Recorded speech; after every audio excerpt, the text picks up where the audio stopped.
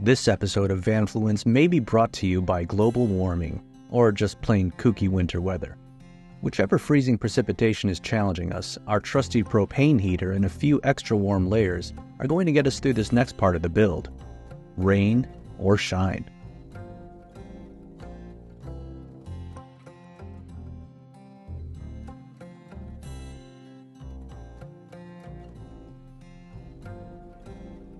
So, what better time to rip stuff out of the bus than January, while it's snow raining, snaining, sleeting, is that what it's called? Whatever nature throws at me, at least I've got some extra help. Alright, are you guys ready to rip up some stuff on the bus? Yeah. In the last episode, we started removing the interior layers of the bus to reveal the wiring beneath. The goal is to get down to the skeleton and then replace it with materials that we've chosen as part of our design. If this were a typical van build, we would have started with a bare inside. But since the bus renovation is more like flipping a house, we've still got some extra work to do. If you're on the fence about buying new and building from scratch, or buying used and rebuilding, consider a few things. The first and foremost obvious thing is cost. I spent a fraction of the price of a scratch build. The next thing to think about is the existing build elements. Now obviously we're not reusing a lot of the interior, but because a structure already exists, we can strip out what we don't need and keep what we want. That's definitely an added value. And yeah, we will get a little dirt in our eyes and on our hands, but the last thing to consider is the fun of the process. Have you ever redone a room in your home? Maybe replaced wallpaper with paint, installed new fixtures, redecorated, or even knocked down a wall? If you enjoy that kind of thing, then a DIY conversion might be for you. The great part is that if you do something like this, it comes as no cost to you except in time and effort. As much as I love custom professional builds, I simply can't afford to pay an outfit to do this for me. And the collective opinion from van lifers seems to be that all the time and effort is worth it. Not just for the detail in every customization, but the fact of knowing that you did it yourself, or maybe with some enthusiastic help. At this stage in the build, we want to completely remove the ceiling elements. Mihao and I started on this, but specifically held off on the fun stuff at Kobe's request. Like I mentioned before, removing this will expose the existing power cabling for the lights and lift, as well as other connections for the AC and heater units. The ceiling in this transit bus is composed of two layers.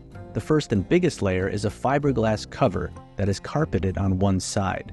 There was another smaller carpeted layer made of plywood that Mihao and I removed last time. Now, even though this stuff is piling up next to my house, we may be able to repurpose some of it. For example, the fiberglass shell from above the driver's seat may supply materials to replace window glass for areas we might like to cover, like for the bathroom. More on this in another episode.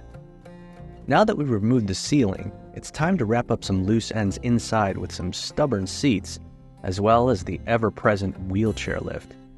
I was able to remove the other chairs myself, but the last few are a two-man job that require contact both inside and outside of the bus.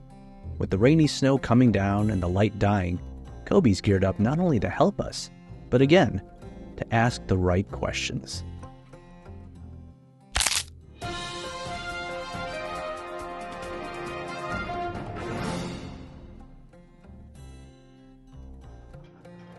Hey Kobe, Hi. what's up? I'm wondering what are we gonna do about the holes in the floor after we took out the seats? Are we gonna put the floor over it?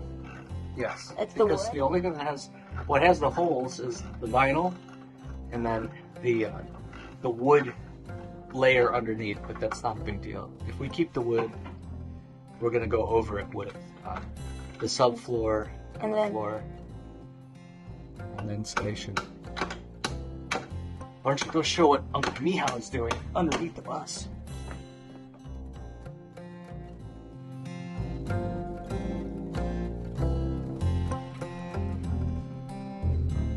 Should have brought an impact gun.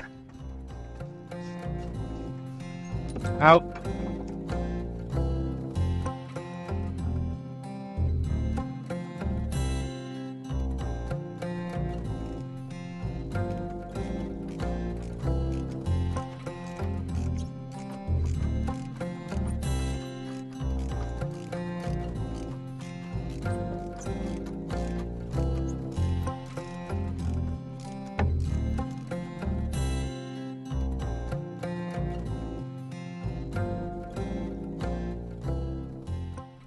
Oh, that'll unscrew up.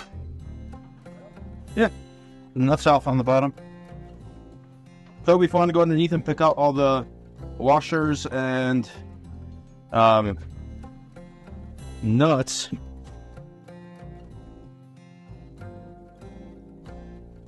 Oh, she coming. She goes.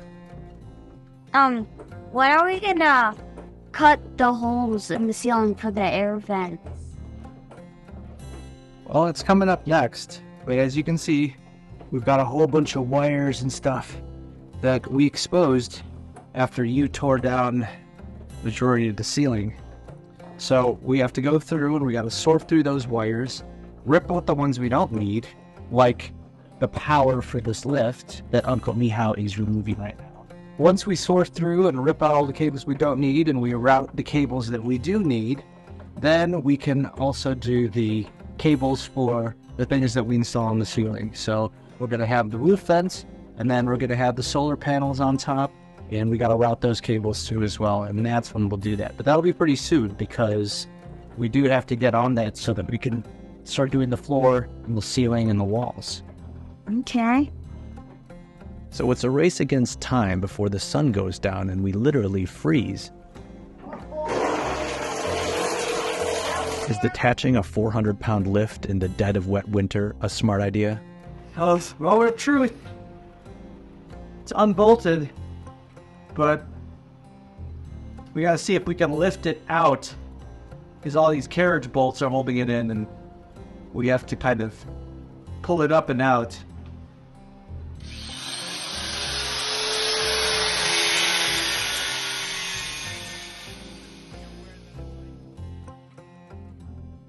Coming up, we'll answer your burning questions like, do we successfully remove the wheelchair lift?